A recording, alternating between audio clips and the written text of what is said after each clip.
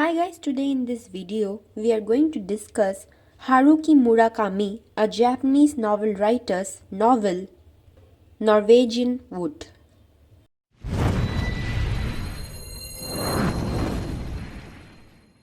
Norwegian Wood is a novel that talks about a 37-year-old man, Toru Watanabe, is flying on an airplane and begins playing an instrumental cover of the Beatles' Norwegian Wood, which hits him hard to remember his childhood days. In 1968, Toru was at the Waseda University in Tokyo. The students were creating violence, making turmoil in the school, but Toru did not keep much interest in politics, so he simply avoided it. Toru runs in search of Naoko, an acquaintance from his hometown of Kobe. Naoko is the former girlfriend of Toru's best friend from high school, Kizuki, who committed suicide in his senior year.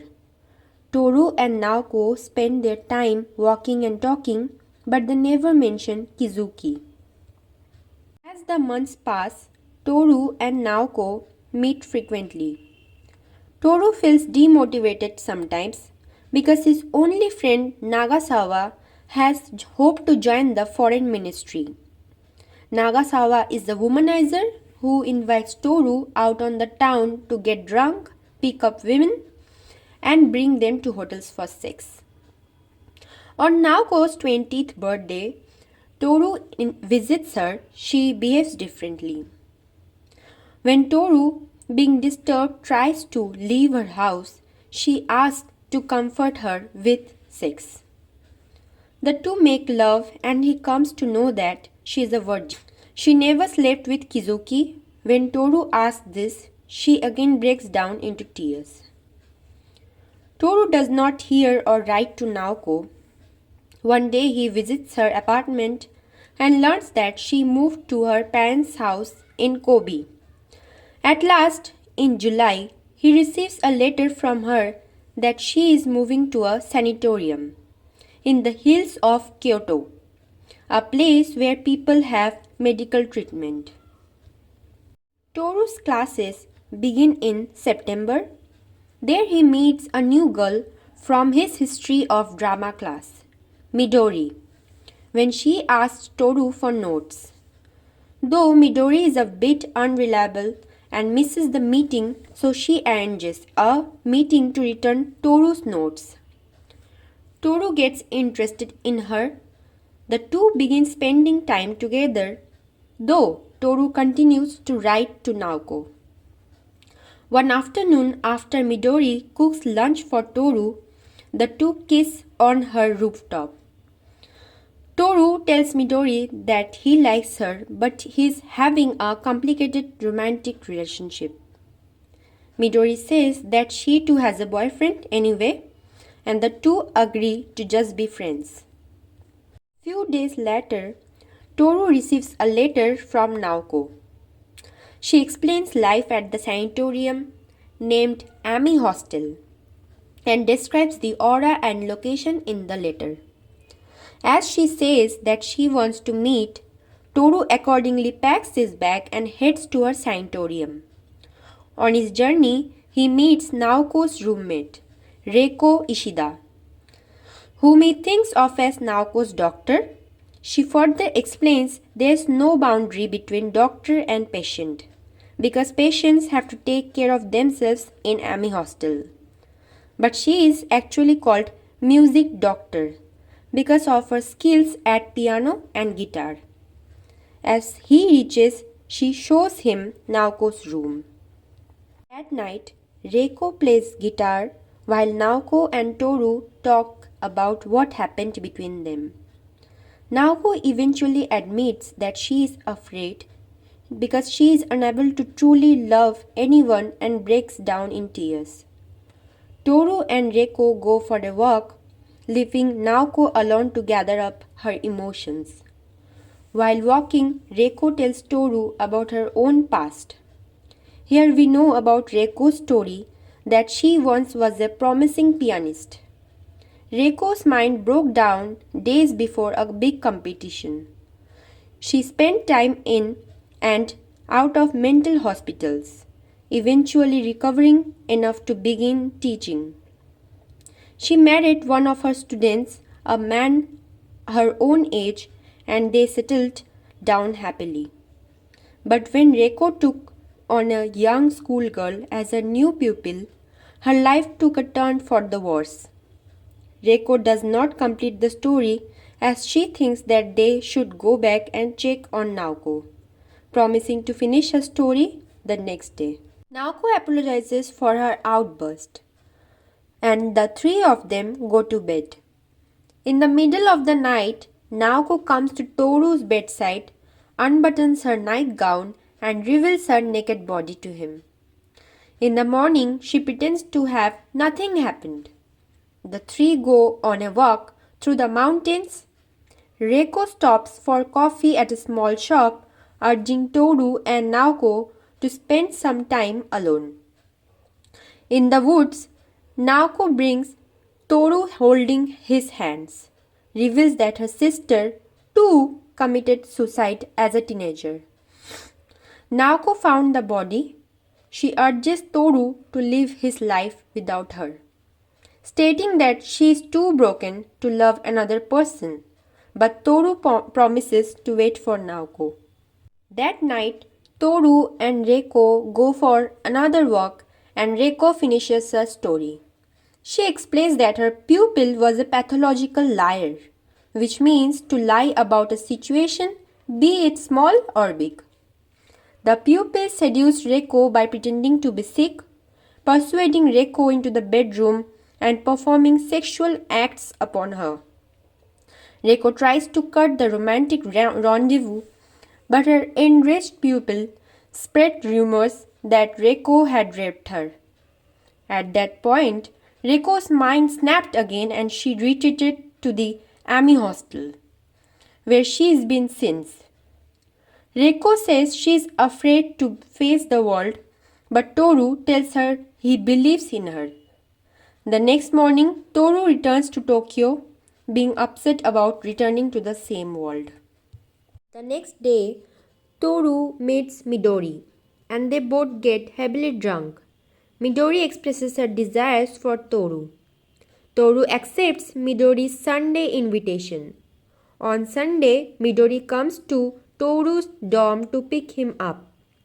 On the walk to the train station, Toru asks Midori where they are heading to. She reveals that they are going to visit her father in the hospital, where he is dying of a brain tumor. Midori casually apologizes for lying about her father. She had told Toru he lived in Uruguay.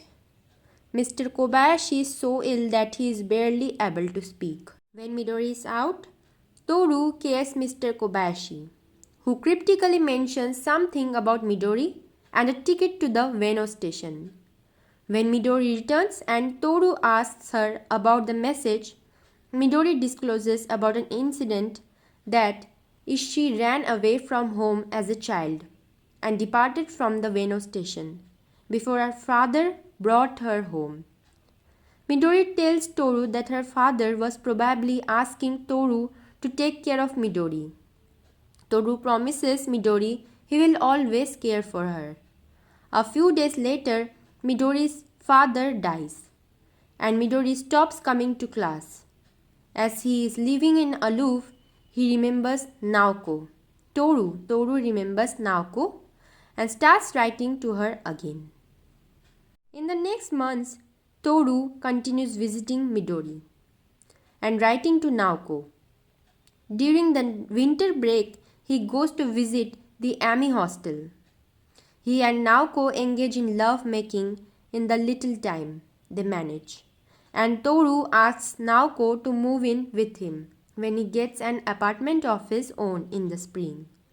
Naoko expresses that she is ready for the relationship emotionally or physically, but Toru promises to wait as long as it takes. Toru returns to Tokyo and rents a new apartment in a suburb. shortly after the new year. He writes to Naoko about the move, but he fails to tell Midori. When he finally does call Midori, somebody answers and that Midori is distressed about Toru's failure to communicate with her for several weeks. Months go by, but Toru receives no news from either Naoko or Midori and spends most of his time living alone in the apartment. In the month of April, a letter from Reiko arrives in Toru, explaining about Naoko's fragile condition and her moving to a specialized facility.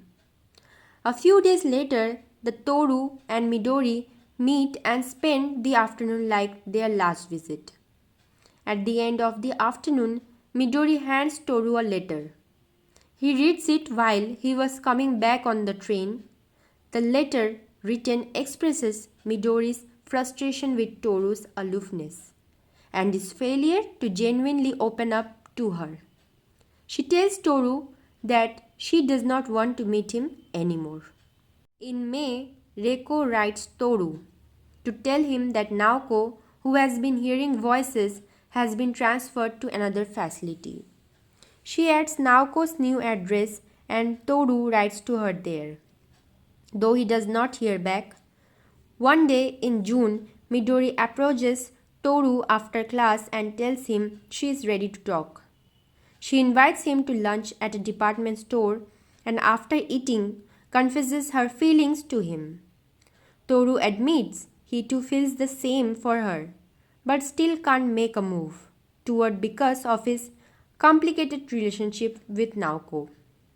Instead of understanding his situation, Midori warns Toru that he has a chance to have a real girl and chooses to be with her. But because of his indifferent attitude, he might lose them both. Around August, Toru receives a letter from Reiko, informing that Naoko is no more after during a visit to the Ami hostel to collect some of her things. Naoko disappeared in the woods and hung herself. Toru in grief writes to his employer and to Midori telling them that he will be away for a while, then packs a bag and boards the train of Tokyo. Over the next several weeks, Toru wanders from village to village aimless and penniless, hallucinated by horrible visions of Naoko inviting him to join her. After a sudden encounter with a fisherman who too has lost a loved one, Toru realizes he needs to gather himself up out of his grief. He heads back to Tokyo. Reiko is planning on leaving the Ami hostel and wants to know if she can visit Toru on her way. Toru agrees and both meet at the station the following day. She tells him of starting her new life to teach music at a school in Asahikawa, a village. That night, the two of them hold their own ceremonial funeral for Naoko, playing her favorite songs including several renditions of the Beatles, Norwegian Wood, late into the night. At night, Toru and Reiko have sex and they experience a joyful moment together. Toru goes to Reiko at the train station for the final time, seeing her off and promises to meet her one day. Toru dials Midori's number and he tells her he is finally ready to be with her. She is all he wants in the entire world. Therefore, the novel ends with Toru's contemplation on Midori's question, "Where are you now?" The ending is really abrupt, but it's my interpretation of the ending that Toru is still waiting for Naoko. As he does not speak anything, Midori's question points to two different states in Toru's life that are where he actually is. He is at the train station, but his mind is somewhere else. At the end, Toru's mental state might represent the stream of consciousness.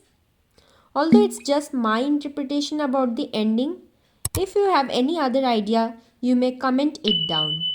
If you have liked the video, then subscribe to this channel. Okay, bye.